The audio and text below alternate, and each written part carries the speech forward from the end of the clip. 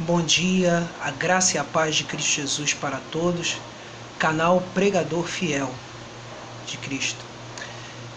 Depois de um tempo sem postar vídeos, como hoje é o dia da Reforma Protestante, hoje dia 31 de outubro, então resolvi postar esse vídeo com o objetivo de esclarecer algumas coisas importantes sobre a Reforma Protestante e também divulgar um pouquinho do trabalho que já realizei sobre isso.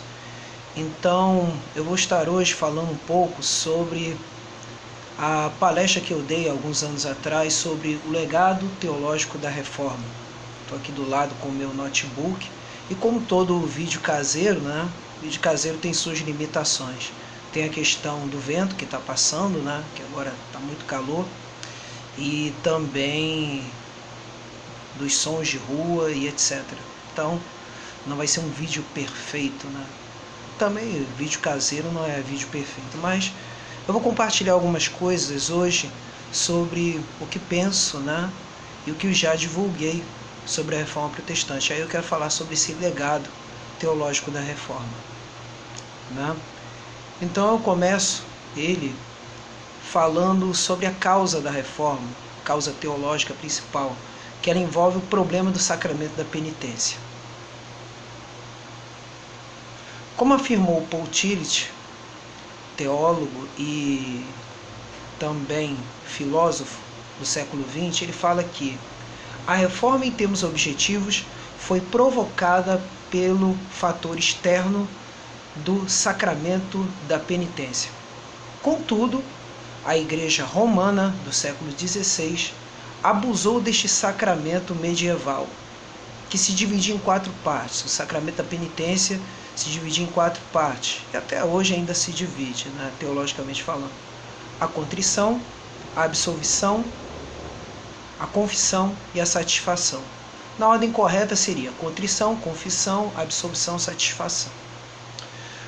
O problema estava na primeira e na última parte, pois a contrição, arrependimento, foi substituído pela atrição, ou seja, medo da punição eterna. E a satisfação, obras de penitência, foram substituídas pela compra de indulgência. O que seria a indulgência? A indulgência seria, na realidade, o perdão concedido pela autoridade eclesiástica, em substituição à satisfação. Porque a satisfação, depois do pecado confessado, depois do pecado absolvido, a pessoa ela teria que fazer uma espécie de restituição. E esta restituição se valia de 2 tipos de satisfações. Envolveriam obras de penitência, que seriam jejuns, orações, ou obras de caridade.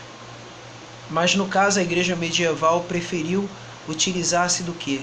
Do pagamento de valores específicos estipulados por bispos e até mesmo pelo Papa, para que o perdão de pecados fosse efetivado. Como resposta a isso, essa questão da venda das indulgências, Martinho Lutero, em 1517, escreveu as 95 teses como resposta a este abuso da venda das indulgências, afirmando na sua primeira tese: ao dizer fazer penitência e etc., nosso Mestre e Senhor Jesus Cristo quis dizer que toda a vida dos fiéis fosse penitência. Então quer dizer, aqui ele já começa a falar da questão do arrependimento sincero de pecados, sem nada a ver com boas obras ou pagamento de indulgências.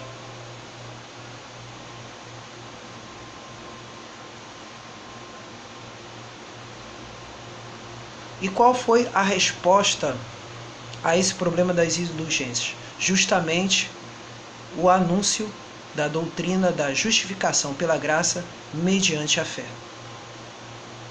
Então, quer dizer, já começa assim a nossa fala sobre o legado da Reforma. Teologicamente falando, a doutrina da justificação é o artigo que faz uma igreja verdadeiramente evangélica se manter de pé ou cair. Então, eu uso aqui a afirmação do teólogo e historiador Justo Gonzalez. Ele afirma o seguinte: O que é importante é que em Jesus Cristo nós ouvimos a palavra que nos liberta da escravidão, do pecado, da morte e do diabo. Esta é a palavra da justificação. Não é algo que nós alcancemos ou mereçamos. Não é nem mesmo algo que Deus nos conceda com base em realizações futuras. Justificação é, antes de tudo, o decreto de absolvição que Deus pronuncia sobre nós, declarando-nos justificados a despeito de nossa pecaminosidade. Então é isso que enunciou Martinho Lutero. Também, outro teólogo que podemos destacar é também João Calvino, que se considerava sempre como herdeiro dos ensinos de Lutero. João Calvino, ele tem alguns ensinamentos muito interessantes, principalmente aqueles que são baseados nas Institutas, que foi o livro que ele escreveu a partir de 1534. Aqui está. João Calvino, ele ensina a doutrina da justificação dessa forma. O homem se diz justificado à vista de Deus quando no julgamento divino é tido ou aceito como justo por causa desta justificação. Ou seja, através da justiça de Cristo. Então a base da justificação não é a fé, mas sim as obras de justiça praticadas por Jesus Cristo. E qual é o meio dessa justificação? É a fé. A base é a justiça e o meio é a fé. O que a justificação oferece? A aceitação da parte de Deus, como está em Efésios 1, versículos 5 e 6. Imputação, decreto de atribuição ou absolvição, imputação, Romanos 4, versículos 6 a 8. E pela obediência de Cristo, Romanos 5, versículo 19. Então, aqui nesse ponto, Calvino ainda vai atribuir uma coisa muito importante à justificação, é que ela é um evento também que envolve a Trindade. A Trindade participa da justificação assim. A causa eficiente da nossa salvação se encontra no amor de Deus, o Pai, a causa material na obediência do Filho e a causa instrumental na iluminação do Espírito, isto é, na fé, e a causa final no louvor da bondade divina. Preste bem atenção nisso. Quer dizer, o Pai é causa eficiente no seu amor. O Filho é causa material na obediência dele, à lei de Deus. E a fé é um instrumento causado por quem? Pelo Espírito Santo. E para tudo isso, a causa dessa justificação é a própria bondade divina. Então, para os dias de hoje, falando desse legado, eu cito aqui a Confissão de Fé de Westminster, utilizada pelos presbiterianos, que menciona de maneira muito importante essa questão, quando ela foi escrita em 1645. Os que Deus chama eficazmente, também livremente justifica. Esta justificação não consiste em Deus infundir, derramar neles a justiça, mas em perdoar os seus pecados e em considerar e aceitar as suas pessoas como justas. Deus não justifica em razão, de qualquer coisa neles operada ou por eles feita, mas somente em consideração da obra de Cristo, não lhes imputando, ou seja, atribuindo como justiça a própria fé, o ato de crer ou qualquer outro ato de obediência evangélica, mas imputando-lhes a obediência e a satisfação de Cristo, quando eles o recebem e se firmam nele pela fé, que não tem de si mesmo, mas que é dom de Deus. Então quer dizer, a justificação não lhes é imputada por qualquer justiça própria, nem mesmo pela fé, nem qualquer outra obediência evangélica, mas é imputada pelo quê? Pela obediência de Cristo, ou seja, satisfação.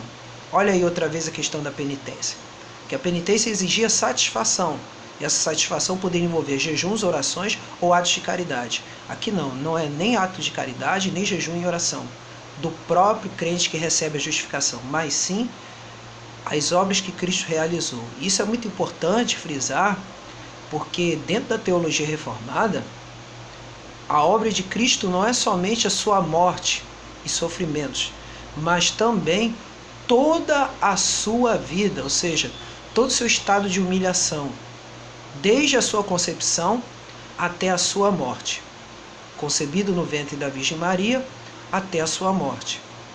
Todas essas obras são a própria base da justificação.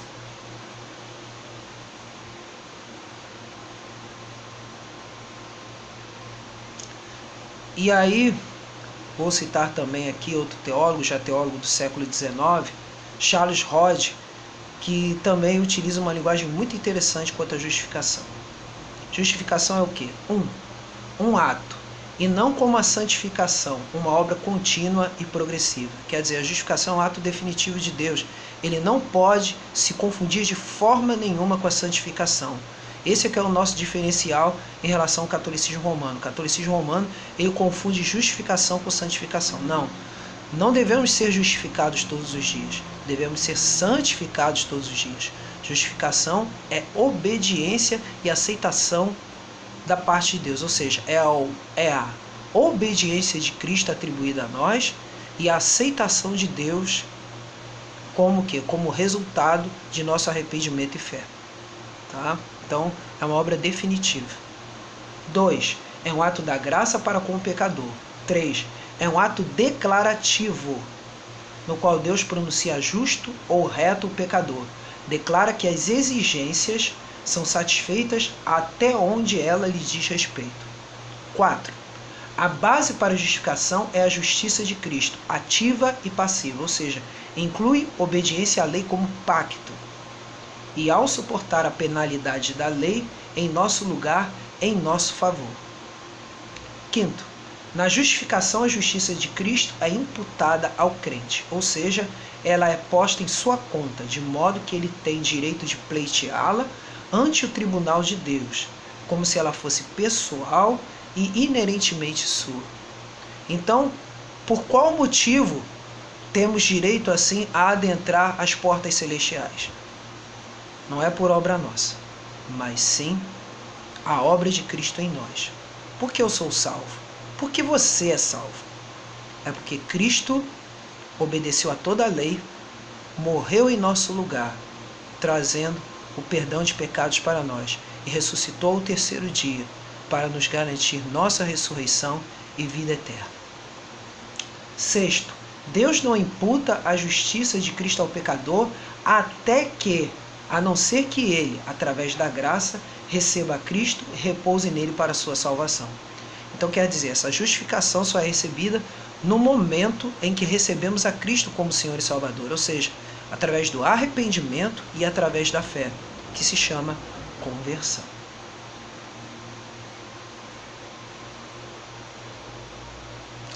Outro elemento da reforma para nós nos dias de hoje foi a reforma ter trazido para nós a importância da pregação da palavra de Deus como centro de nossa vida.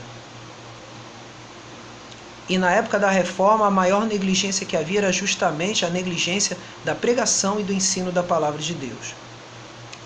Então vemos aqui, um dos motivos de decadência da igreja medieval que levou à reforma foi a negligência pastoral, como disse Nichols na sua História da Igreja. Raramente os bispos inspecionavam as igrejas sob seus cuidados. Os párocos se davam por satisfeitos com o que prescrevia o ritual latino, o qual nem mesmo o povo e muitas vezes nem os padres entendiam. Raríssimos eram os que pregavam, visitavam os seus paroquianos. O povo só raras vezes ouvia sermões dos frades franciscanos e dominicanos. E qual foi a resposta da reforma a esse problema de negligência? Foi através da teologia da pregação. E que teologia é essa? Lutero e Calvino e demais reformadores, e aí eu incluo aqui Philippe Melanchthon, Martin Bucer, João Eco Lampádio, no caso também Eurico Zwinglio, né? E Teodoro de Beza, e tantos outros mais, né? E João Knox, todos eles fizeram o mesmo eco, falando do centralidade, ou seja, falando de quê? Da centralidade da pregação da palavra de Deus, da pregação das Escrituras. Então, Lutero e Calvino e os demais reformadores responderam a esse estado de negligência como resultado do princípio sola scriptura, ou seja, somente a Escritura. Colocar a pregação das Escrituras como centro do culto. Para Lutero, a Bíblia é a palavra de Deus, não porque seja infalível ou porque seja um manual de verdade que os teólogos podem utilizar em seus debates entre si. A Bíblia é a palavra de Deus porque nela Jesus Cristo chega até nós. Quer dizer, a visão de Lutero não é uma questão mística, mas é uma questão prática, uma questão de que, sendo a palavra de Deus, tendo ela como autor o Espírito Santo, e o Espírito Santo é o Espírito de Cristo, justamente ela é a palavra de Deus por causa disso, porque ela revela Cristo a nós. A ênfase dele maior foi justamente essa. Lutero ensina que nem todos podem pregar, mas somente aqueles que receberam uma ordem e terem sido chamados. Quer dizer, então isso significa o seguinte: uma coisa é a evangelização pessoal entre pessoas e lugares, e outra coisa é a pregação diante dos fiéis, a pregação e o ensino da palavra diante dos fiéis numa congregação. E é nesse sentido que só os chamados é que devem pregar. Ele diz aqui: por isso o procedimento é o seguinte: ou provai os que foste chamados, que tendes a ordem de pregar, ou silenciar imediatamente. Ora, ninguém pode ser detentor de um ministério fora ou sem ordem e vocação. Então, quer dizer, apesar de Lutero ensinar o sacerdócio de todos os crentes, ele ensinava que nem todos eram chamados a pregar. Somente aqueles que eram devidamente vocacionados, ou seja, devidamente aprovados pela igreja. Aprovados pela igreja. Como seriam aprovados pela igreja? Através das lideranças. Tá? Para se manter o quê? Uma reta e correta pregação da palavra de Deus. Para evitar heresias e evitar equívocos e confusão no meio da congregação. Outra coisa também que era ensinada. O conteúdo da pregação, segundo Lutero, é Cristo. Bem, se pregarmos a Cristo, irritamos o mundo, a carne e o sangue. Se, porém, pregamos o que agrada à carne e ao sangue, irritamos a Cristo e desviamos muitos milhares de almas para o abismo do inferno. Isso aí Lutero falou nas suas chamadas conversações de mesa, que foram anotadas pelos seus amigos. A fonte da pregação é a Bíblia, assim dizia Lutero. E ele pregou a questão do contraste entre lei e evangelho. Muita gente pensa que lei e evangelho é assim: lei, Antigo Testamento, evangelho, Novo Testamento. Não. Lutero, quando entendia essa questão do contraste lei e evangelho, dizia o seguinte: lei, mandamentos de Deus, tanto no Antigo quanto no Novo Testamento. Evangelho, promessas de graça, de perdão, de misericórdia e de redenção.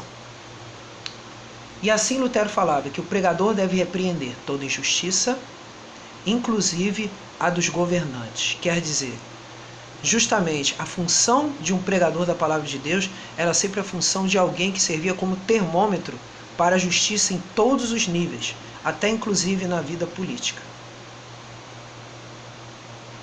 Agora, quanto a Calvino, qual era o pensamento dele acerca da pregação?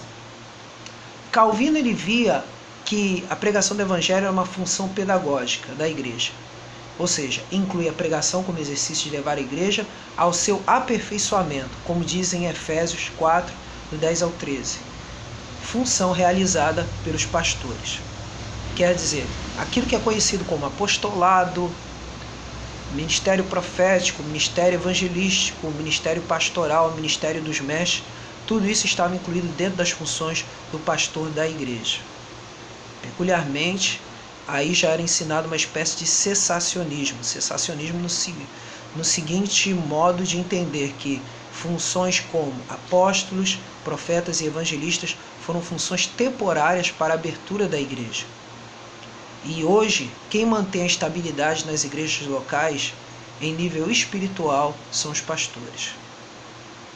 E aqui temos: a pregação é o principal meio de graça, porque comunica a segurança da salvação. Ele diz aqui: disto segue-se também outro ponto. A segurança da salvação não depende da participação do sacramento, como se a justificação estivesse aí situada, a qual posta somente em Cristo, sabemos que nos é comunicada não menos pela pregação do Evangelho do que pela selagem do sacramento, e que pode subsistir inteiramente sem esta. O que é isso? Sacramento segundo Calvino eram o batismo e a ceia do Senhor, sendo que tanto o batismo e a ceia do Senhor são completamente dependentes da pregação. A pregação é o meio de graça por excelência. A pregação ela pode subsistir sem batismo e sem ceia. Por quê? Porque é ela, na realidade, é que vai fazer o quê? É ela que vai confirmar, é ela que vai selar a eficácia do batismo e da ceia do Senhor. Daí a centralidade da pregação da palavra de Deus. E aqui diz que a tarefa primordial da igreja e dos pastores é pregar. Tudo isso você vai encontrar no livro 4 das Institutas, tá? Nos capítulos 5 e 14 você vai encontrar tudo isso. E a pregação da palavra de Deus como elemento central. O batismo e a ceia do Senhor, sempre acompanhados da pregação, conforme as ordenanças eclesiásticas redigidas por Calvino na cidade de Genebra. Foi isso que ele fez. E uma das marcas da verdadeira igreja é a própria pregação fiel do Evangelho, a pregação da palavra. Legado para hoje de tudo isso. E aí outra vez vou fazer uso do Catecismo Maior de Westminster, documento presbiteriano feito no período do século XVII. Pergunta 158, ela vai dizer assim: por que a palavra de Deus deve ser pregada? A palavra de Deus deve ser pregada somente por aqueles que têm dons suficientes e são devidamente aprovados e chamados para o ministério. Como a palavra de Deus deve ser pregada por aqueles que para isto são chamados?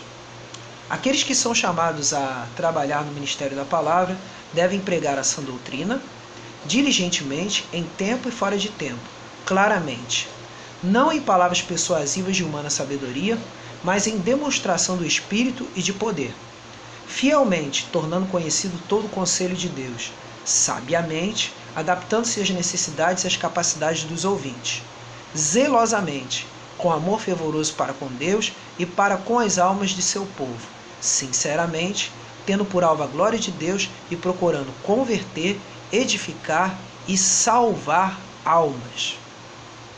Quer dizer, o Catecismo Maior ele se preocupa com isso, de que o pregador fale de maneira clara, de maneira objetiva, de maneira que alcance os corações com uma palavra simples e direta, para que esses corações sejam alcançados pelo Espírito Santo. E que o uso excessivo de ilustrações, o uso excessivo de citações de diferentes ciências não edifica em nada. O uso de palavras estrangeiras que as pessoas não entendem não vale de nada. Era muito comum na época da Idade Média usar-se assim todo um ritual latino. E aí no caso, os reformadores falavam de maneira clara: todo culto deve ser em língua nacional, para que todos entendam. Desde o maior até o menor, desde a criança até o mais idoso, desde o pobre até o rico, desde o letrado até o iletrado. Esse é o objetivo da pregação da palavra de Deus, que todos alcancem o conhecimento da verdade. E aí 160, agora qual é a parte dos que devem ouvir a palavra de Deus? O que eles devem fazer ao ver a palavra de Deus ser pregada? O que se exige dos que ouvem a palavra pregada? Exige-se dos que ouvem a palavra pregada que atendam a ela com diligência, dedicação, preparação e oração, que comparem com as Escrituras aquilo que ouvem, que recebam a verdade com fé, amor, mansidão e prontidão de espírito, como a palavra de Deus, que meditem nela e conversem a seu respeito uns com os outros, que a escondam nos seus corações e produzam os devidos frutos em suas vidas. Cabe aqui uma palavra bem rápida aqui. Nos dias de hoje, em muitos lugares, as pessoas não têm levado em consideração a seriedade com que deve ser levada o momento da pregação da palavra de Deus. Muitos apenas veem como um discurso para ser meramente criticado por opiniões pessoais e não comparando a Escritura com a Escritura. Isso é um problema. Porque esse momento, dentro da teologia reformada, e até dentro, e aí vão além mais, além de tudo isso, não só da teologia reformada, mas na vida de um crente, na vida de um servo de Deus, a pregação da palavra deve ser entendida como Deus falando a todo o seu povo. E é isso que alerta a nossa herança da Reforma Protestante. Interpretação bíblica. Como a Bíblia deve ser interpretada? Muita gente fala do livre exame das Escrituras. O livre exame significa investigação e estudo, mas não significa a livre interpretação. Muitos confundem isso. Não. A interpretação, ela é alvo sempre de quê? É alvo sempre de julgamento. Julgamento de quê? Qual é o julgamento? Qual é o crivo que deve passar a interpretação bíblica? Deve passar primeiro pela própria Escritura, segundo, deve passar pela igreja, e a igreja nesse sentido significa liderança, né? E deve passar pelos próprios, né? Pelos próprios fiéis. Então não deve ser por gosto pessoal. O gosto pessoal é algo que deve ser evitado ao máximo ao interpretarmos as Escrituras. Não é porque eu gostando de amarelo que eu devo achar amarelo em toda a Bíblia. Não. Eu devo antes ser submisso à autoridade que ela tem sobre mim.